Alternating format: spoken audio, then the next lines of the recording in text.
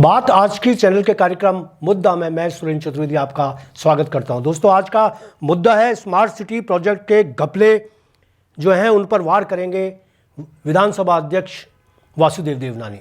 कैसे, क्यों और किस तरह, इस बात पर विचार करने के लिए आज हम ये कार्यक्रम आयोजित कर रहे हैं। इस कार्यक्रम में मेरे साथ जागरूक नागरिक जिन्होंने आना सागर और शहर को बचाने की मुहिम छेड़ रखी है और एक लंबी यात्रा से वो गुजर रहे हैं, अशोक मलिक मेरे साथ हैं।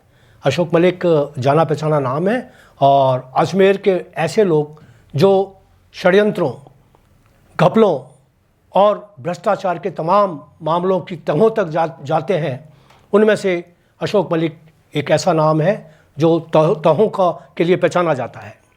दोस्तों, किस तरीके से वासुदेव देवनानी घपलों पर बात करेंगे। यहाँ आपको एक जानकारी दूं कि कल मैंने एक ब्लॉग पढ़ा था। उस ब्लॉग के अंदर मैंने जितनी भी अशोक मलिक जी ने शिकायत की थी उन शिकायतों का उस पर जिक्र किया था और उसमें ज़िला कलेक्टर महोदया भारती दीक्षित का भी जिक्र किया था कि किस तरीके से उन्होंने एक ईमानदार पहल के तहत कार्रवाई की, लेकिन कार्रवाई पूरी नहीं हुई। क्यों नहीं हुई? जब ये आर पार वासुदेव देवनानी जी ने देखा तो उन्होंने अशोक मलिक को फ़ोन से बात की और सारी जानकारी मालूम की। आज उन्होंने बाकायदा एक मीटिंग की जिसमें स्मार्ट सिटी प्रोजेक्ट के लोग, अधिकारी मौजूद रहे और उन्होंने उनसे दो हाथ किए। तो सबसे पहले तो अशोक मलिक जी, मैं आपका स्वागत करता हूं कि आप हमारे चैनल पर आए, है ना। मैं जानना चाहूँगा कि ऐसे कौन कौन से आरोप थे जिनकी जांच देवनानी जी करने जा रहे हैं और देवनानी जी से आपकी क्या बातें हुई, एक बार उस संदर्भ में आप लोगों को बताएं। देखिए, देवनानी जी जब पूर्व सरकार में विधायक के रूप में थे तब भी उनका बराबर प्रयास था कि वह स्मार्ट सिटी के कार्यों में जो भी घपले हो रहे हैं उनको सामने लेके आएं। लेकिन उनने जो भी प्रयास किए, सरकार में जो हावी थे हमारे मंत्री धारीवाल साहब, उनने उन मामलों को वहीं दबाए रखा और उसमें प्रशासनिक अधिकारियों ने खुल के उनका साथ दिया।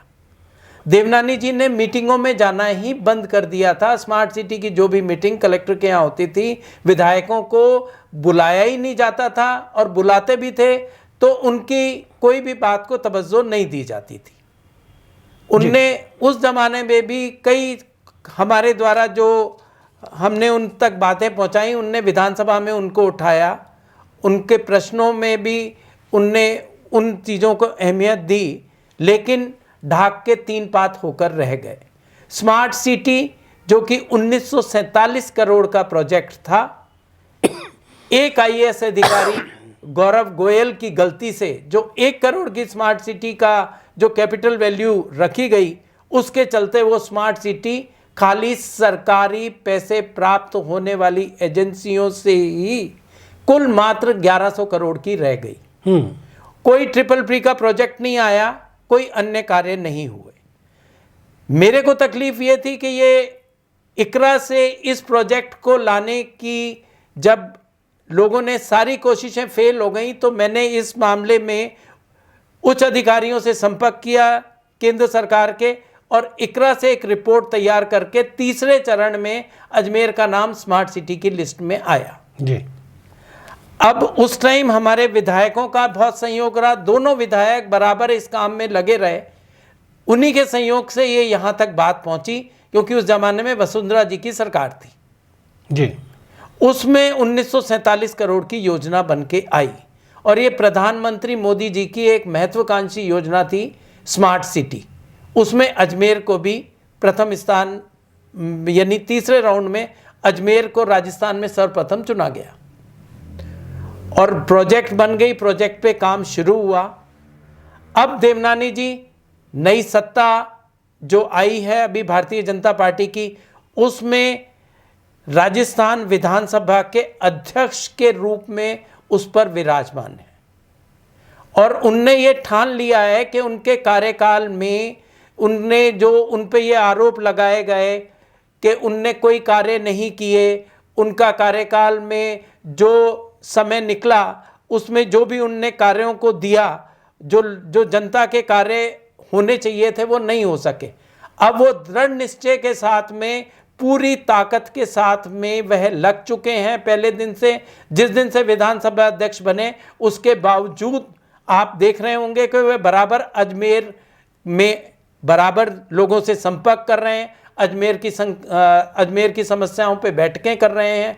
पिछले दिनों उन्होंने पीएचडी के अधिकारियों की बैठक ली थी, उससे पहले सड़क पे और इन सब पे लेके पीडब्ल्यूडी के अधिकारियों की बैठक ली। उनका बराबर प्रयास है कि शहर का एक स्वर्णीय विकास किया जाए और उनने ये ठान लिया है कि ये 5 साल में जो शहर के जो प्रमुख समस्याएं हैं, सबसे प्रथम समस्या है पीने के पानी की समस्या। उस पे एक वेबकॉस के थ्रू एक पूरी योजना बनकर जल जीवन मिशन में तैयार होकर आ रही है, जिसमें अजमेर को पूर्ण रूप से जो आज 48 घंटे में और 72 घंटे में जो पानी की सप्लाई है उससे तुरंत निजात मिल जाएगी। दूसरा, उनने एक टारगेट और रखा है कि शहर में जो भराव होता है बरसात के दौरान, जो जल भराव होता है और लोग की शहर की जनता परेशान होती है, उसको लेके उनने भी एक कार्य योजना को तैयार कर लिया है। उस कार्य योजना को शीघ्र ही वह अमल में लेके आने वाले हैं। इसके अलावा अजमेर नगर निगम और एडीए के जो कार्य हैं, जिनको मोदी जी की महत्वाकांक्षी योजना के तहत डिजिटलाइज करना था, जिससे किसी को भी अपने हाउस टैक्स के लिए और गंदगी की समस्या के लिए वहां तक नहीं जाना पड़े। हर एक मकानों का एक बारकोड लग के उसके अनुसार पूरे शहर का सर्वे होना तय हुआ था। ये 15वें वित्त आयोग जो है केंद्र सरकार का, उससे 500 करोड़ इसके लिए तय किए गए। उस पैसे का पिछली सरकारों ने उपयोग नहीं किया। पिछले अधिकारियों ने उन्हीं कार्यों का किया उपयोग, उन्हीं कार्यों को करवाया जिससे वह धन अर्जित कर सकते थे, जिससे वह भ्रष्टाचार फैला सकते थे। करोड़ों रुपए अजमेर से वह अधिकारी यहाँ से कमा कर गए हैं। ये करोड़ों रुपए कमा कर गए हैं, लेकिन आपको वो पचा नहीं पाएंगे ऐसा मुझे लग रहा है, क्योंकि कल जो मेरा ब्लॉग आया, ब्लॉग के बाद में आपसे उन्होंने संपर्क किया देवनानी जी ने और आपसे बात की, और तुरंत कल तो ब्लॉग आया और आज उन्होंने अधिकारियों की, स्मार्ट सिटी के अधिकारियों की बैठक आहूत कर ली और उसमें उन्होंने आड़े हाथों लिया अधिकारियों को, और ऐसे कार्यक्रम जो चल रहे थे, जो भ्रष्टाचार की जहाँ जहाँ स्मेल आ रही थी, उन्होंने तुरंत उस पर रोक लगाने की बात कही, आदेश दिए। तो मैं सबसे पहले तो देवनानी जी को धन्यवाद देता हूँ कि कम से कम अजमेर के ये दिन तो आए कि जो भ्रष्टाचार हो रहा था उस पर कहीं कुछ ब्रेक लगने की संभावना अब नजर आने लगी है। तो क्या हुआ था उसमें आप बताएं। उसमें जो मेन था, जब स्मार्ट सिटी को क्रियान्वयन किया जाना था जी, उसके लिए 2 एजेंसियां बननी थी जी। एक SPV, special purpose vehicle, special purpose vehicle जो बननी थी, उसके तहत जो सरकारी इंजीनियर्स थे, जो यानी सरकार के जो फाइनेंशियल एडवाइजर थे, उनको स्मार्ट सिटी के तहत नियुक्ति दी जानी थी। और स्मार्ट सिटी जो प्रोजेक्ट था उसको ये एक लिमिटेड कंपनी के रूप में उसको वर्क करना था जी।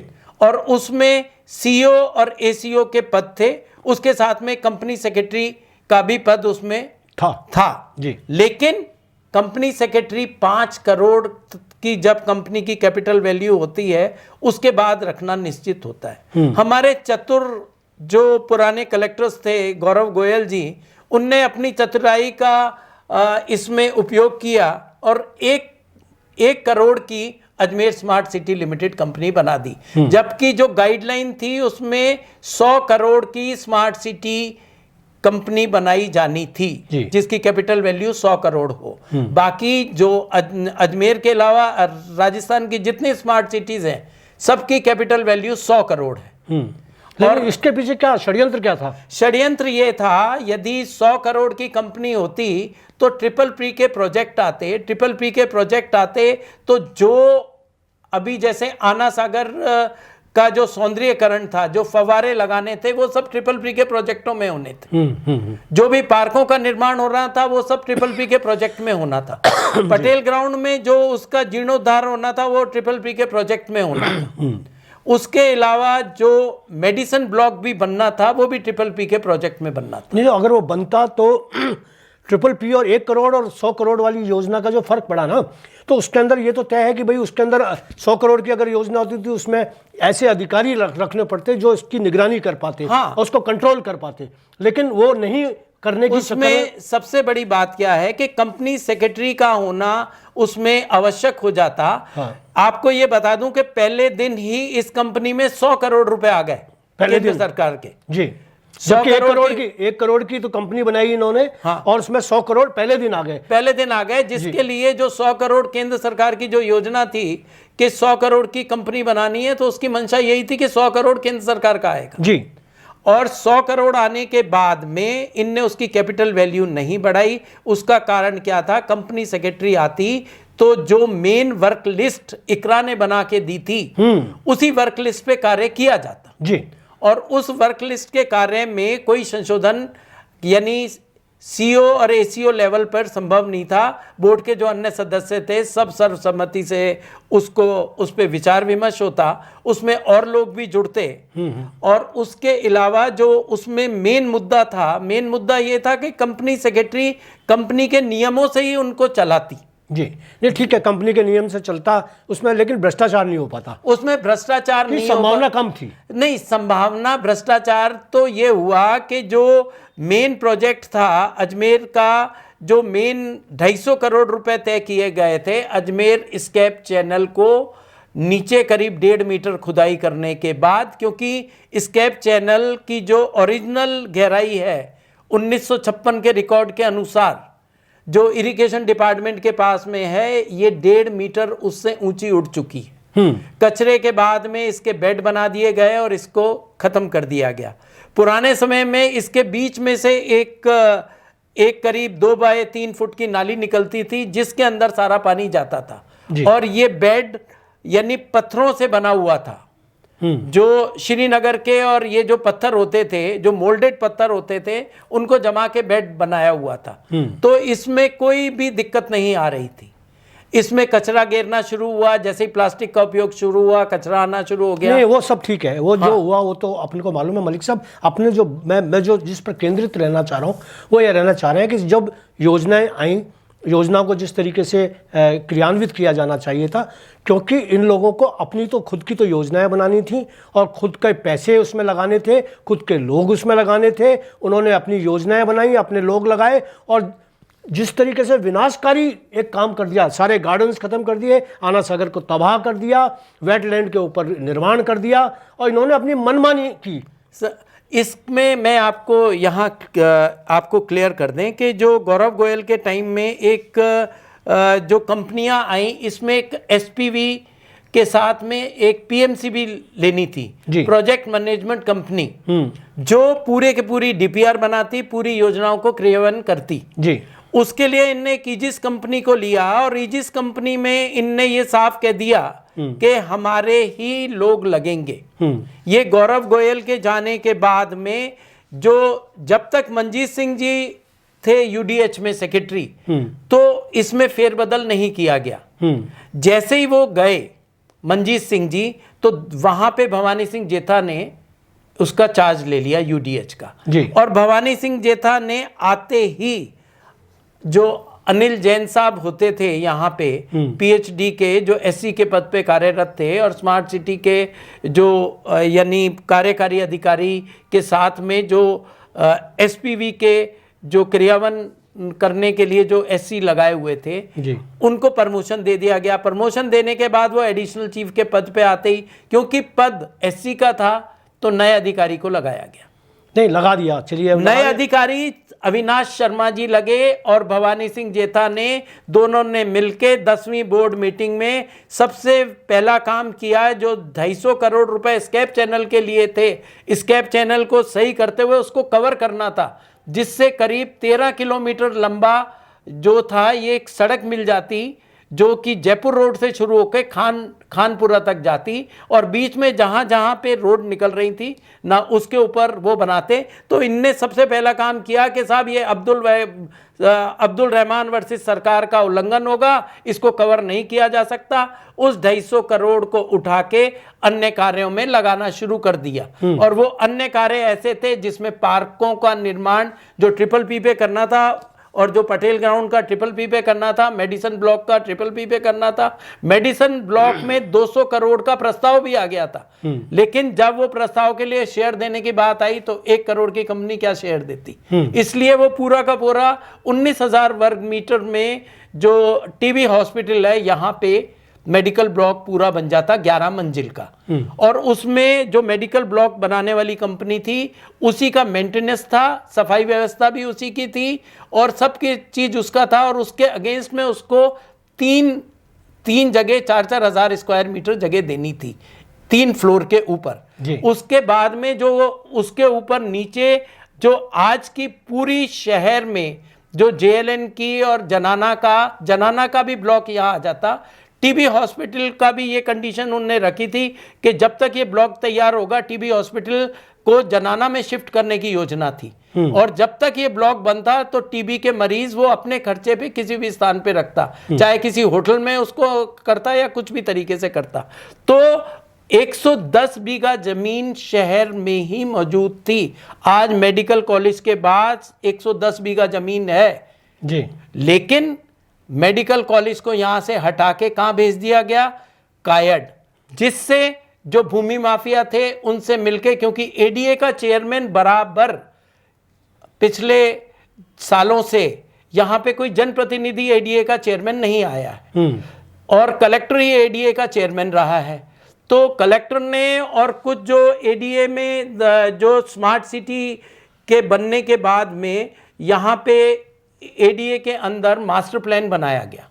उस मास्टर प्लान को बनाने में यहाँ एक पूनाराम उनका नाम था, जो डायरेक्टर प्लानिंग थे, उनने यहाँ पे मिलके पूरी भूमि माफियाओं के साथ मिलके योजना बनाई और उस योजना के तहत इस कायड की जगह यहाँ से इस मेडिकल कॉलेज को उठा के कायड पे भेज दिया गया। और बनाने वाले जो अधिकारी थे वो भी सब कॉन्ट्रैक्ट की लेबर रही और रिटायर अधिकारी लगाए गए और उन्हीं ने भ्रष्टाचार को फैलाया।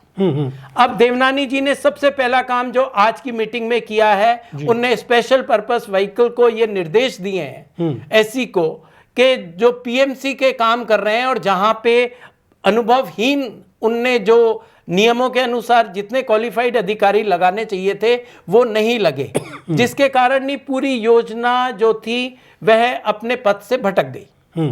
तो पीएमसी को तुरंत हटाने के आदेश दे दिए हैं। आज देवनानी जी ने तुरंत कहा है कि इस पीएमसी को भंग कर दिया जाए। चलिए, एक काम सबसे पहले मील का पत्थर यह हुआ कि इन्होंने जो भ्रष्टाचार की गंगा बह रही थी उसको रोकने के लिए एक कदम आगे बढ़ते उन्होंने आज पहला फैसला किया। पहला फैसला उनने निर्देश दिए हैं। अब देखें कि अधिकारी और सीईओ उसको कितना उसको तवज्जो देते हैं और कहां तक उसको तवज्जो तो देना पड़ेगा, देनी पड़ेगी तवज्जो, क्योंकि अब सबसे बड़ी बात है कि देवनानी जी की ताकत जो है, अगर उन्होंने कह दिया है और उस पर अगर आदेश की पालना नहीं हुई तो देवनानी जी कोई कमजोर शासक नहीं रहेंगे। तो मुझे लगता है कि हो जाएगा। और मैं आपको एक चीज और क्लियर कर दूं कि देवनानी जी का ये जो 5 साल का कार्यकाल होगा, इसमें अजमेर की पूर्ण काया पलट होगी। जो यहाँ की जनता है उसको भ्रष्टाचार से राहत मिलेगी, निगम के अंदर बिल्कुल ट्रांसपेरेंसी आ जाएगी। जो लोगों के हाउस टैक्स और जो प्रॉपर्टी टैक्स का जो समस्या है, जिसके लिए उनको चक्कर लगाने पड़ते थे, उसमें सबसे पहले सरकार ने आके यही काम किया कि जो कॉन्ट्रैक्ट पे लगे हुए लोग थे उन सबको हटा दिया, जिससे कॉन्ट्रैक्ट पे लगे हुए वो लोग थे जो गवर्नमेंट से रिटायर हो चुके थे। रिटायर होने के बाद में उनको पेंशन का भी लाभ मिल रहा था। पेंशन के लाभ के साथ में वो इसलिए कार्य कर रहे थे यदि वो अधिकारियों को भ्रष्टाचार के रास्ते दिखा रहे थे, और यदि वो भ्रष्टाचार करते हुए पकड़े भी जाते तो उनको कोई नुकसान होने वाला नहीं था, क्योंकि उनके पेंशन चालू थी और उनका सब था। ये उनको 1 मिनट में कॉन्ट्रैक्ट से निकालते। तो अब ये बिल्कुल निश्चित हो गया है कि देवनानी जी के जो कदम हैं वो अब आगे बढ़ रहे हैं और डिजिटलाइज कराएंगे पूरे शहर की सारी प्रॉपर्टीज को, शहर की सफाई व्यवस्था को। और उनने दूसरा जो 5 करोड़ का घोटाला हुआ है कचरे में, उसके भी उनने जांच के आदेश दे दिए। उन्हीं के प्रयासों से हमारे जो यूडीएच के मंत्री हैं खर्रा जी, हाँ, उनने हमारे जो उप सभापति महोदय हैं वह उनसे मिले थे, उप महापौर, और उप महापौर ने जो जो उनको बातों जो उनने उनको लिखित में दिया, उनने सभी में आदेश कर दिए, जिसमें सबसे पहले एलिवेटेड रोड की जांच है, कचरे की जांच है, आना सागर में जो खर्च किया गया उसकी जांच है, पार्कों की जांच है, स्मार्ट सिटी के जो स्मार्ट क्लासेस में जो घोटाले हुए हैं उसकी जांच है, तोपदड़ा स्कूल को जो कंपनी से 17 करोड़ रुपए, क्योंकि कंपनी जिसने एलिवेटेड रोड बनाई वहां पे एक उन्होंने ये एक पत्र दिया जिसमें कह दिया कि हम किराए पे इसको 7000 वर्ग मीटर जगह दे दी जाए। वो जितना उपयोग किया वो करीब 17 करोड़ रुपए उस जो अपना राजकीय उच्च माध्यमिक विद्यालय तोपदड़ा है उसके खाते में एजुकेशन विभाग को जाना चाहिए, वहां एक भी पैसा नहीं गया। मतलब 17 करोड़ का हेरफेर तो यही हो गया। और उस मैदान की मैंने जो स्थिति देखी है, वो मैदान खेलने लायक क्या, आप घूमने लायक क्या, बात करने लायक क्या, चलने लायक नहीं है। वहाँ इतने खड्डे हो गए कि सारे जो खेल के मैदान थे उनको तहस नहस कर दिया, बास्केटबॉल का जो मैदान फील्ड था उसको ख़त्म कर दिया, फुटबॉल के फील्ड को ख़त्म कर दिया, दौड़ने वाले जो थी सब खत्म हो गया है। और वहाँ आज आप जाकर देखेंगे तो मलबा ही मलबा पड़ा हुआ है। वो 17 करोड़ का जो लाभ होना था, जिस प्रधान अध्यापक गरीब ने जो इजाज़त दी थी, और जाने किस दबाव में आकर उन्होंने इजाज़त दी नहीं, उसके लिए मैं आपको क्लियर कर दूं कि उनको तत्कालीन कलेक्टर थी आरती डोगरा जी, उनने लिखित में पत्र दिया और 2017 में उनने उसका विरोध किया, उनने जाके विरोध किया। तो 2017 में इन कलेक्टर्स को एक पावर दे दी गई थी हमारी पूर्व मुख्यमंत्री वसुंधरा जी द्वारा, जिसमें कलेक्टर किसी भी विभाग के, वरना नियम ये आता है जो आपकी अपॉइंटमेंट अथॉरिटी है वही आपके ऊपर कार्रवाई कर सकती है, लेकिन उसमें पावर दे दी थी कि कलेक्टर जो है पुलिस सहित सभी विभागों के जो भी अधिकारी हैं उनको 17C का नोटिस जारी कर सकती है और उनको एक ज्ञापन दे सकती है जिससे उनसे कोई भी कार्य कराने में वो रहे। उसी के तहत हमारी भारती दीक्षित जी ने इनको, जो RSRDC के राजेश शर्मा जी हैं, जो प्रोजेक्ट डायरेक्टर, जिनको 7 करोड़ 20 लाख जो उनने अधिक व्यय कर दिया और प्राइस एक्सेलेरेशन दे दिया, उसके लिए उनने एक ज्ञापन और 17CC का नोटिस जारी कर रखा है जी, कर रखा है। लेकिन अभी तक उस पर कोई कार्रवाई क्या हुई है उसकी कोई जानकारी नहीं हुई है। आपने क्या देवनानी जी से ये बात की कि इस मामले में भी थोड़ी सी पहल करते हुए ये देखें? नहीं, इसमें जो है देवनानी जी से भी करी गई है और करीब 70 करोड़ का प्राइस एक्सीलेशन इस कंपनी सिम्फोनिया ग्राफिक को दे दिया गया है। अभी तक 220 करोड़ रुपए का प्रोजेक्ट था जो अभी तक करीब 272 करोड़ तक पहुंच चुका है और उसमें प्राइस एक्सेलेरेशन दिया गया है। और मैं आपको ये भी क्लियर कर दूं कि इसकी जो क्वालिटी है, इसकी गुणवत्ता है, उसमें वो गुणवत्ता किसी भी स्तर पे जो गुणवत्ता है वह निम्न स्तर की है। और मैं आपको ये कह सकता हूं कि आने वाले 5 साल में ये जो एलिवेटेड रोड है यह बहुत बड़ी दुर्घटना का कारण बनेगी जी, क्योंकि इसकी क्वालिटी आप आज देखें, उसमें सीलन चढ़ने लगी है पिलर में। जो यदि पिलर में सीलन चढ़ रही है तो उसकी क्वालिटी का आप आइडिया लगा सकते हैं कि किस तरीके की क्वालिटी है। तो एलिवेटेड रोड में उसके अलावा इसमें 3 अंडरग्राउंड पाथवे भी निकलने थे, जो कि अपने रेलवे स्टेशन का जितना ट्रैफिक था उसको, आपको याद होगा एक अतुल जी हमारे यहाँ संभागायुक्त होते थे, ओवरब्रिज बनाया था जिससे वो ऑब्स्ट्रक्शन नहीं हो, उसी की वैसे ही इनको अंडरग्राउंड निकालने थे 3 स्थानों पे। वो कार्य किया नहीं गया और उनको प्राइस एक्सेलेरेशन का पूरा लाभ दे दिया गया, बिना काम करे उसका भी भुगतान कर दिया गया। कमाल है। मतलब ऐसा भ्रष्टाचार हुआ है कि जो पहले कभी हुआ ना होगा। ये सब स्मार्ट सिटी के नाम पे हुआ।